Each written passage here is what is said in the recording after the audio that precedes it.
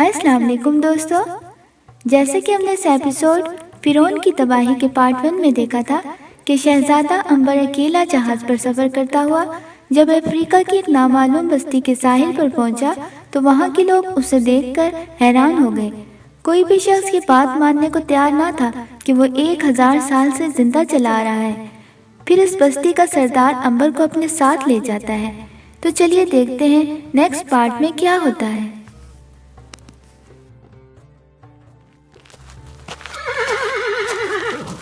سردار کی حویلی اس بستی کے کنارے پر تھی۔ اس کے ارد گرد زیتون اور کھجور کے درختوں کا بڑا گھنا اور خوبصورت باغ تھا جہاں سیاہ پتھر کے تخت بچھے ہوئے تھے۔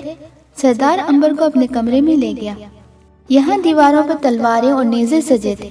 فرش پہ حسین اور قیمتی ایرانی قالین اور عربی ریشم کی چادریں بچھی تھی۔ سردار نے پوچھا، کیا کھاؤ پیو گے؟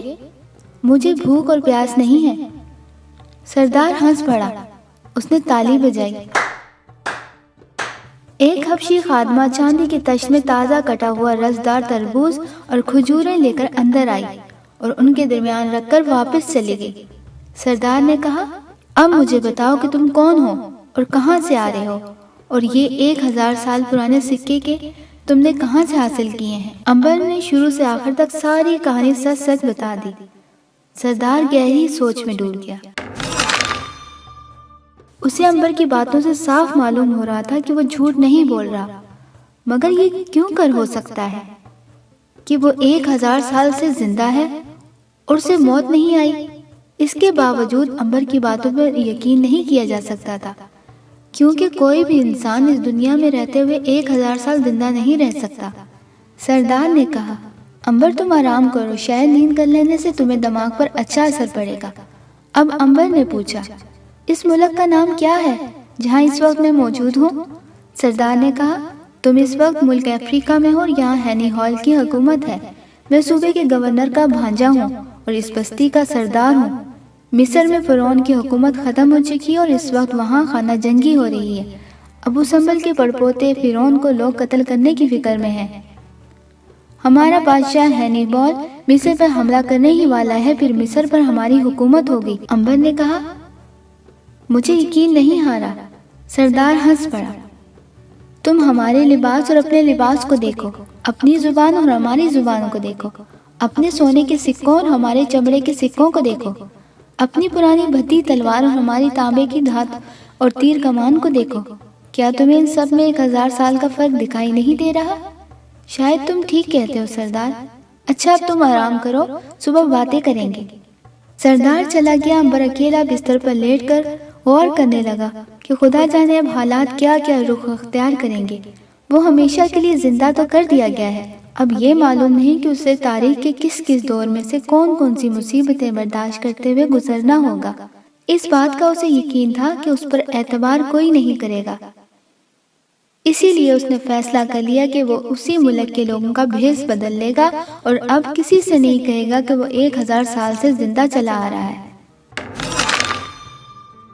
حبشی سردار ساری رات غور کرتا رہا۔ اسے معلوم تھا کہ افریقہ کا بادشاہ ہینی بال مصر پر حملہ کر کے اسے فتح کرنا چاہتا ہے۔ اگر سردار اس سلسلے میں ہینی بال کی مدد کرے تو فوج میں ایک اعلیٰ مقام حاصل کر سکتا ہے۔ اس کے لیے ضروری تھا کہ امبر کو استعمال کیا جائے، مصر کے بارے میں امبر کی معلومات سے فائدہ اٹھایا جائے اور اسے مصر کے تازہ ترین حالات معلوم کرنے کے لیے اس سے جاسوسی کرائی جائے۔ سردار نے فیصلہ کر لیا کہ وہ امبر کو ساتھ لے کر بادشاہ ہینی بال کے دربار میں جائے گا۔ صبح اٹھ کر اس نے امبر کے ساتھ ناشتہ کیا اور کہا، امبر میں چاہتا ہوں تم ہمارے ملک میں آئے ہو تو تمہاری ملاقات بادشاہ ہینی بال سے کرائی جائے۔ وہ تم سے مل کر یقیناً خوش ہوگا۔ کیا تم ہمارے بادشاہ سے ملنا چاہتے ہو امبر؟ کیوں نہیں، ضرور ملنا چاہوں گا۔ امبر نے سوچا کہ اب اسے اپنے آپ کو تاریخ کے دھارے کے حوالے کر دینا چاہیے، جو ہوگا دیکھا جائے گا۔ ویسے بھی اس کی خواہش تھی کہ ایک معمولی مسافر کی طرح ایک سردار کی حویلی میں پڑا رہنے سے بہتر ہے کہ ایک دربار میں کوئی اعلیٰ مقام حاصل کیا جائے۔ آخر وہ مصر کا شہزادہ تھا، وہ گھٹیا درجے کے ماحول میں ہرگز نہیں رہ سکتا تھا۔ سردار نے اس کے دل کی بات کہی تھی، وہ تو چاہتا تھا کہ بادشاہ تک رسائی حاصل کرے۔ سردار نے خوش ہو کر کہا، بس ٹھیک ہے، ہم کل ہی دارالحکومت ایلام کی طرف روانہ ہو جائیں گے۔ دوسرے دن سردار اپنے محافظوں اور عنبر کو ساتھ لے کر ایلام کی طرف روانہ ہو گیا۔ ایلام افریقہ کی اس بستی سے 3 دن کی مسافت پر تھا۔ اعلیٰ نسل کے تازہ دم عربی گھوڑوں پر سوار سردار اور عنبر نے یہ سفر 2 دن اور دوپہر میں طے کر لیا۔ تیسرے روز انہیں دور سے ایلام شہر کی فصیل نظر آنے لگی۔ ایلام کا شہر بہت بڑا تھا۔ اس کے ارد گرد ایک بہت بڑی مضبوط اور چوڑی فصیل تھی جس کے 4 دروازے تھے۔ فصیل کے ارد گرد پانی سے بھری ہوئی گہری کھائی چلی گئی تھی۔ فصیل کے برجوں پر ہر وقت پہرے دار موجود رہتے تھے۔ ایلام کے اندر بادشاہ ہینیبال کا شاندار محل تھا۔ شہر کے بڑے دروازے سے داخل ہوتے ہوئے پہرے داروں نے انہیں روک لیا۔ سردار نے اپنی شاہی انگوٹھی دکھائی تو پہرے داروں نے ادب سے سر جھکا دیا اور بغل بجا کر سردار کا خیر مقدم کیا۔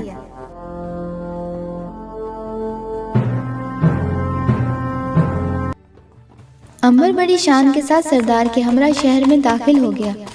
شہر میں ہر طرف چہل پہل نظر آ رہی تھی۔ لوگ زرق برق لباس میں ملبوس تھے اور خوشحالی دکھائی دے رہی تھی۔ دکانوں کے اندر قسم قسم کے مشک عنبر، قیمتی جواہرات، چاندی کے برتنوں اور قسم قسم کا سامان بھرا پڑا تھا۔ کاروان سراہوں کے باہر سپاہی مزدور لکڑی کے تختوں پر بیٹھے پھلوں کا رس پی رہے تھے۔ ایک بازیگر چوک کے بیچ میں رسی تانے اس پر رس کر رہا تھا اور لوگ تالیاں بجا رہے تھے۔ مندر میں ڈھول پیٹے جا رہے تھے۔ عنبر نے سردار سے پوچھا، یہ لوگ کس کی پوجا کرتے ہیں؟ سردار نے کہا، ہم لوگ دیوتا مردوک کی پرستش کرتے ہیں جس نے ہمارے لیے پانی بنایا اور جو ہماری گائے بھینسوں کو دودھ دیتا ہے۔ عنبر نے پوچھا، کیا مردوک چل پھر سکتا ہے؟ سردار نے چونک کر عنبر کی طرف دیکھا اور کہا، اے نوجوان، ہمارے مقدس دیوتا کے بارے میں ایسی باتیں ہرگز مت کرو۔ مردوک ہمارا دیوتا ہے۔ وہ اگرچہ مندر میں پتھر کا ایک پت ہے مگر جو چاہے کر سکتا ہے۔ عنبر خاموش رہا۔ وہ سردار کے مذہبی جذبات کو ٹھیس نہیں پہنچانا چاہتا تھا کیونکہ وہ کسی بھی پتھر کے بت کو خدا ماننے پر تیار نہیں تھا۔ وہ جس ماں کا بیٹا تھا اس نے صرف ایک اور واحد خدا کی پوجا کی تھی اور کل تک عنبر بھی اسی خدا کی پوجا کرتا آیا تھا جو تمام زمین اور آسمان کا مالک ہے۔ مگر اس وقت مناسب یہی تھا کہ وہ اہل ایلام کے مردوک دیوتا کے بارے میں کچھ نہ کہیں۔ سردار ایک شاندار حویلی کی دیوری میں آ گیا۔ نوکروں نے آگے بڑھ کر گھوڑے تھام لیے۔ سردار عنبر کو ساتھ لے کر ایک نہایت سجے ہوئے پرتکلف کمرے میں آ گیا۔ یہاں دیواروں پر بیش قیمت قالین، ہرن اور شیر کی کھالیں لٹک رہی تھیں۔ زمین پر کمخاب کا فرش بچھا تھا۔ چاندی کی تپائیوں پر رنگین سرائیوں میں انگور کا رس بھرا ہوا تھا۔ جگہ جگہ دیوار گیروں میں چاندی کے شمعدان رکھے تھے جن میں زیتون کا تیل پڑا تھا۔ اس رات سردار نے عنبر کے اعزاز میں دعوت دی اور شہر کے معززین کو بھی بلایا۔ سردار نے ان سب سے تعارف کرواتے ہوئے کہا، یہ میرا دوست اور ایک بہادر شاہی سردار ہے۔ وہ عنبر کو مصر کا شہزادہ ظاہر نہیں کرنا چاہتا تھا کیونکہ ایلام میں لوگ مصریوں کو اپنا دشمن خیال کرتے تھے اور ان سب کو معلوم تھا کہ بادشاہ ہینیبال مصر پر چڑھائی کی تیاریاں کر رہا ہے۔ دعوت میں کئی بھینسیں، ہرن، مور، خرگوش، نیل گائے اور زرافے ذبح کیے گئے۔ دسترخوان پر ہر قسم کا بھنا ہوا گوشت، طرح طرح کے پھل، خشک باداموں کی آٹے کی روٹی اور انگور کا رس موجود تھا۔ دعوت جاری رہی۔ ہر طرف ایک شور و غل مچا تھا کہ سردار عنبر کو ساتھ لے کر حویلی کے باغ میں آ گیا۔ سنگ مرمر کے حوض میں سرخ مچھلیاں تیر رہی تھیں اور فوارے چل رہے تھے۔ سردار نے کہا، عنبر بادشاہ سے کل ملاقات ہوگی۔ میں نے ذل ہما شاہی افریقہ ہینیبال کو پیغام بھجوا دیا ہے۔ اور سنو، میں تمہیں بادشاہ سے شام کے ایک سردار کا بہادر بیٹا کہہ کر ملواؤں گا۔ یاد رکھو، بادشاہ کو یہ کسی صورت میں معلوم نہیں ہونا چاہیے کہ تم مصری ہو۔ ہاں، یہ ضرور کہوں گا کہ تم مصر کے شاہی دربار میں کچھ عرصہ گزار چکے ہو۔ عنبر نے کہا، سردار تم جیسے کہتے ہو ایسے ہی ہوگا۔ اگر تمہاری یہی مرضی ہے کہ بادشاہ پر یہ ظاہر نہ ہو کہ میں مصر کا شہزادہ ہوں تو ایسا نہیں ہوگا۔ اس میں تمہاری ہی بھلائی ہے عنبر۔ میں چاہتا ہوں کہ تمہیں ہینیبال کے دربار میں ایک اعلیٰ مقام دلواؤں۔ کیا تمہاری یہ خواہش نہیں کہ تم شاہی لباس پہن کر بادشاہ کے دربار میں بیٹھو؟ ضرور، میں تو یہی چاہتا ہوں، بلکہ میری شروع ہی سے یہی خواہش رہی ہے کہ میں دربار میں رہوں۔ میں ہمیشہ بادشاہ کے دربار سے وابستہ رہا ہوں۔ تو پھر جس طرح میں کہتا ہوں اس طرح عمل کرو۔ رب مردوک نے چاہا تو تم بہت جلد دربار میں وہ مقام حاصل کر لو گے کہ بڑے بڑے درباری تم پر رشک کریں گے۔ فکر نہ کرو سردار، میں تمہاری ہدایت کے مطابق آگے چلوں گا۔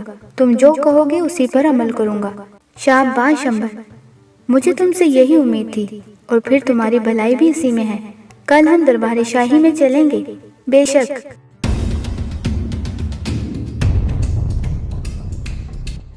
دوسرے دن سردار نے امبر کو بڑا قیمتی اور شاندار لباس پہنایا، خود بھی شاہی خلت زیر تن کی اور سجے سجائے گھوڑوں پر سوار ہو کر شاہی محل کی جانب چل پڑا۔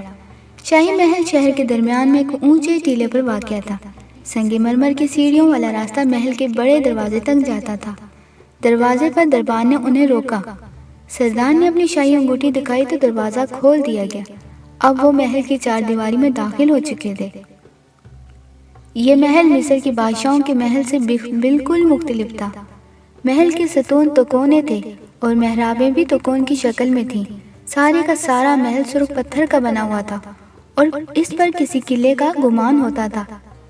سردار امبر کو ساتھ لے کر دربار کے بڑے ہال میں آ گیا۔ یہاں درباریوں نے سردار سے ملاقات کی۔ سردار نے تمام درباریوں سے امبر کا یہ کہہ کر تعارف کروایا کہ وہ شام کے ایک سردار کا بیٹا ہے اور بادشاہ سلامت کی قدم بوسی کا شرف حاصل کرنے آیا ہے۔ یقیناً یہ شاہی نوجوان ہمارے عظیم ترین شہنشاہ سے مل کر خوش ہوگا۔ امبر نے کہا، کیوں نہیں، مجھے شہنشاہ ذل ہما کی محبت ہی یہاں تک کھینچ کے لائی ہے۔ سردار بہت خوش ہوا کہ امبر ٹھیک اس کی ہدایت کے مطابق عمل کر رہا تھا۔ اتنے میں سارا محل طبل اور تاشوں کی تیز آوازوں سے گونج اٹھا۔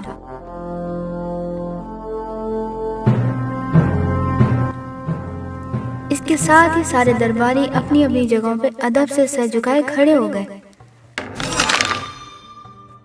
سارے دربار میں گہرا سناٹا چھا گیا۔ جہاں ایک پل پہلے اتنا شور تھا کہ کان پڑی آواز سنائی نہیں دیتی تھی، وہاں اب ایسی خاموشی چھا گئی تھی کہ اگر تنکا بھی گرے تو اس کی آواز آ جائے۔ معلوم ہوا کہ بادشاہ سلامت ہینیبال تشریف لا رہے ہیں۔ لمبے تڑنگے فوجی سپاہیوں کا ایک دستہ ہتھیاروں سے لیس دربار میں داخل ہو کر تخت کے پیچھے کھڑا ہو گیا۔ اس کے ساتھ ہی افریقہ کا جابر اور سنگ دل بادشاہ ہینیبال دربار میں داخل ہوا۔ وہ فوجی لباس میں تھا، تلوار اس کے پہلو میں لٹک رہی تھی، اس کے سر پہ سونے کا تاج تھا، بازوؤں پر سونے کی زنجیریں چڑھی ہوئی تھی۔ اس کی شکل بڑی ڈراؤنی تھی، گھنی سیاہ داڑھی مونچھوں میں چہرہ تانبے کی طرح چمک رہا تھا، آنکھیں سرخ چیتے کی مانند تھیں۔ وہ آگے بڑھ کر سنگ مرمر کی سیڑھیاں چڑھتا تخت پر بیٹھ گیا۔ اس تخت پر دنیا جہاں کے قیمتی ہیرے جواہرات جڑے ہوئے تھے۔ اس نے ہاتھ کا اشارہ کیا اور ایک بوڑھے درباری نے آگے بڑھ کر کہا، حضور کا سایہ رعایا پر سلامت رہے، ذل ہما کی برکت سے رعایا خوشحال رہے۔ تمام درباریوں نے سر جھکا کر کچھ کہا، پھر وزیر دربار نے آگے بڑھ کر سونے کی تھالی میں رکھا ہوا مردوک کے مندر کا مقدس زیتون کا تیل بڑے پجاری کی طرف بڑھایا۔ بڑے پجاری نے آگے بڑھ کر سجدہ کیا اور بادشاہ کے قدموں پر مقدس تیل کا نشان بنا دیا۔ پھر وہ اسی طرح الٹے پاؤں واپس ہو کر ایک طرف چپ چاپ کھڑا ہو گیا۔ وزیر دربار چمڑے کی دستاویز کھول کر کچھ پڑھنے لگا تھا کہ ہینیبال نے بلند آواز میں کہا، ہمارے بھانجے سردار گیمات کو پیش کیا جائے۔ سردار درباریوں کی قطار میں سے باہر نکل آیا۔ اس نے تخت کے پاس جا کر 2 بار جھک کر ہینیبال کو سجدہ کیا اور ہاتھ باندھ کر کھڑا ہو گیا۔ ہینیبال نے پوچھا، گیمات وہ شامی نوجوان کہاں ہے جس کو تم ہم سے ملانے لائے ہو؟ خدمت اقدس میں حاضر ہے علیجا، اسے پیش کرو، جو حکم علیجا۔ اس کے ساتھ ہی سردار نے اشارہ کیا۔ امبر شاندار شاہی لباس میں ملبوس آگے بڑھا اور بادشاہ کو 3 بار سلام کر کے ہاتھ باندھ کر کھڑا ہو گیا۔ دربار میں ایک سکتہ سا چھا گیا۔ امبر نے بادشاہ کو سجدہ نہیں کیا تھا۔ وزیر جنگ نے آگے بڑھ کر امبر کی گردن کو جھکانا چاہا، مگر ہینیبال نے ہاتھ اٹھا کر کہا، اسے مجبور نہ کیا جائے۔ دربار میں سناٹا طاری ہو گیا۔ ہینیبال نے پوچھا، اے نوجوان، تم کہاں سے آئے ہو؟ امبر نے سردار کے رٹے رٹائے فکرے دہرا دیے۔ ہینیبال تخت سے اتر کر امبر کے قریب آ گیا۔ امبر نے دیکھا کہ ہینیبال ایک ہٹا کٹا تنومند آدمی ہے۔ وہ بادشاہ کم اور سپاہی زیادہ دکھائی دیتا ہے۔ اس کے چہرے سے سنگدلی اور ظلم ٹپک رہا تھا۔ ہینیبال نے امبر کی آنکھوں میں آنکھیں ڈال دی۔ امبر کی رگوں میں بھی شاہی خون گردش کر رہا تھا۔ اگر وہ بھی شاہی خاندان سے نہ ہوتا تو شاید ہینیبال کی خوفناک نظروں کو برداشت نہ کر سکتا، مگر شہزادہ ہونے کی وجہ سے وہ دربار میں ایک سنگ دل اور جابر بادشاہ کے سامنے بڑے وقار اور جرأت کے ساتھ کھڑا تھا۔ ہینیبال نوجوان امبر کی جرأت اور پروقار شخصیت سے بہت متاثر ہوا۔ کہنے لگا، تمہاری نیلی آنکھیں بتا رہی ہیں کہ تم شام کی مصری سرحد کے قریب کے رہنے والے ہو۔ یہ سوال بڑا خطرناک تھا۔ سردار نے اس پر غور ہی نہیں کیا۔ وہ پریشان ہو گیا کہ نہ جانے امبر اس کا کیا جواب دے گا، مگر امبر بادشاہوں کے مزاج اور دربار کی سیاست کو اچھی طرح جانتا تھا۔ اس نے فرعون کا عظیم الشان سازشوں والا دربار دیکھا تھا۔ ہینیبال کا دربار اسے ڈرا نہیں سکتا تھا۔ اس نے جھٹ کہا، جہاں پناہ آپ کا اندازہ بالکل درست ہے۔ میرے والد صاحب کے دادا شام کی مصری سرحد کے رہنے والے تھے۔ ہینیبال نے اچانک غصے میں آ کر کہا، مگر تم مصری نہیں ہو، ٹھیک ہے نا؟ امبر نے جھٹ کہا، میں مصری نہیں ہوں عالیجا۔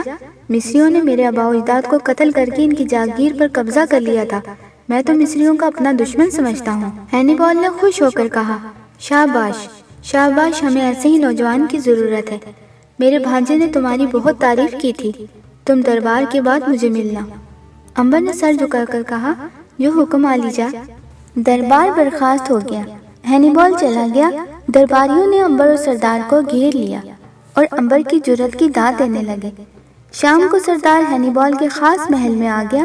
ہینیبال کمرے کے وسط میں کھڑا زمین پر بنا ہوا جنگ کا نقشہ دیکھ رہا تھا۔ اس نے اپنے سردار بھانجے کو اندر آتے ہوئے دیکھا اور بڑے غور سے نقشے کو دیکھنے لگا۔ اچانک سردار کی طرف پلٹ کر بولا، کیا یہ شاہی سردار کا بیٹا مصر کے درباریوں سے واقف ہے؟ جہاں پناہ یہ نوجوان اپنے باپ کے ساتھ کئی برس فرعون کے دربار میں رہا ہے۔ ہینیبال نے زمین پر زور سے پاؤں مارتے ہوئے کہا، پھر تم اسے کیوں نہیں مصر روانہ کرتے؟ کیا تمہیں اس پر بھروسہ ہے؟ سردار نے کہا، پورا بھروسہ ہے جہاں پناہ۔ ہینیبال بولا، اگر اس نے غداری کی تو میں مصر پہنچ کر اس کا سر قلم کر دوں گا۔ وہ ایسا نہیں کرے گا عالم پناہ، اسے آپ سے عقیدت ہے۔ سردار نے یقین دلایا، ٹھیک ہے، اسے کل زر و جواہرات دے کر مصر روانہ کر دو اور کہو کہ مصری فوج کی پوری تعداد اور منجنیقوں کے بارے میں پوری معلومات حاصل کر کے جلد میرے پاس آئے۔ جو حکم عالم پناہ۔ سردار نے جھک کر سجدہ کیا اور واپس اپنی حویلی کی طرف روانہ ہو گیا۔ راستے میں وہ یہی سوچتا آ رہا تھا کہ امبر نے پوری جاسوسی کی تو ہینیبال کی فتح یقینی ہوگی اور اسے ضرور کوئی بڑا عہدہ انعام میں مل جائے گا۔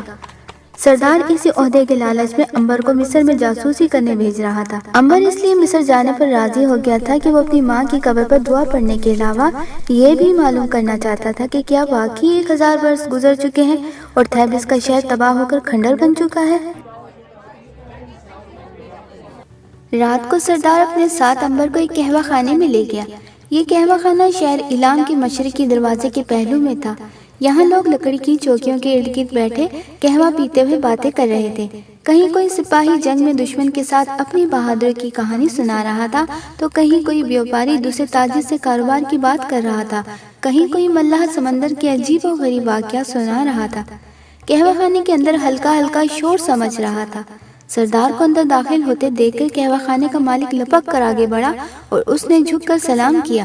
اگر حضور پسند فرمائیں تو میں سیاہ انگوروں کی بیل کے نیچے تخت بچھا دوں؟ سردار نے کہا، ہاں وہاں مناسب رہے گا، یہاں شور ہے، ہم کچھ باتیں کرنا چاہتے ہیں۔ جو حکم حضور۔ قہوہ خانے کے مالک نے اسی وقت قہوہ خانے کے عقب میں سیاہ انگوروں کے باغ میں مشعل جلا کر سنگ سرخ کا تخت بچھا دیا اور اوپر خرطوم کا سفید خیز ڈال دیا۔ امبر اور سردار وہاں پہنچ گئے۔ قہوہ آ گیا اور وہ قہوہ پیتے ہوئے باتیں کرنے لگے۔ امبر نے قہوے کی تعریف کی اور کہا کہ ایلام میں قہوہ بہت لذیذ ہوتا ہے۔ سردار نے اسے بتایا کہ جنوبی افریقہ اپنے عزیز اور خالص قہوے کے لیے مشہور ہے۔ اس کے بعد وہ ہینیبال کے دربار کی باتیں کرنے لگے۔ امبر ہینیبال کی مردانہ وجاہت اور صفائیانہ شخصیت سے بہت متاثر ہوا تھا۔ سردار نے مناسب موقع دے کر بات شروع کرتے ہوئے امبر کو بتایا کہ ہینیبال چاہتا ہے کہ وہ مصر جا کر وہاں بعض ضروری معلومات حاصل کر کے لائے۔ ہینیبال مصر پر آخری اور فیصلہ کن حملہ کرنا چاہتا ہے، لیکن اس سے پہلے وہ مصری فوج اور منجنیقوں کی تعداد کے بارے میں مکمل تفصیل چاہتا ہے۔ امبر کو معلوم تھا کہ سردار اس سے یہی بات کرے گا اور وہ مصر جا کر یہ معلومات حاصل کرنے کے لیے ذہنی طور پر راضی بھی تھا، کیونکہ مصر کی فرعون نے اس کی والدہ اور چچا کو قتل کر کے اس خاندان کی بنیاد ڈالی تھی جو آج وہاں حکمران تھا۔ امبر چاہتا تھا کہ اس خاندان کی اینٹ سے اینٹ بجا دی جائے تاکہ وہ اپنی والدہ کے قتل کا انتقام لے سکے۔ پھر بھی وہ سردار پر یہی ظاہر کرنا چاہتا تھا کہ وہ جاسوسی کرنے صرف اس کی خاطر راضی ہو رہا ہے۔ اس نے کہا، معزز سردار، جاسوسی اچھا کام نہیں، لیکن میں تمہاری خاطر یہ کام بھی کر لوں گا، لیکن میری ایک شرط ہے۔ میں تمہاری ہر شرط ماننے پر تیار ہوں۔ شرط یہ ہے کہ میری معلومات اگر درست ثابت ہوئی تو میں ہینیبال کے دربار میں ایک عہدہ طلب کرنے میں حق بجانب ہوں گا۔ میں وعدہ کرتا ہوں تمہیں دربار میں عہدہ دلواؤں گا، تو پھر میرے مصر پہنچانے کا بندوبست کیا جائے۔ سردار بہت خوش ہوا کہ امبر نے بہت جلد اس کی بات مان لی تھی، وگرنہ اسے خیال تھا کہ امبر شاید مصری ہونے کی وجہ سے جاسوسی کرنے پر آمادہ نہ ہو، لیکن اسے کیا معلوم کہ امبر تو مصر کے شاہی خاندان سے اپنی والدہ کے قتل کا بدلہ لینا چاہتا تھا۔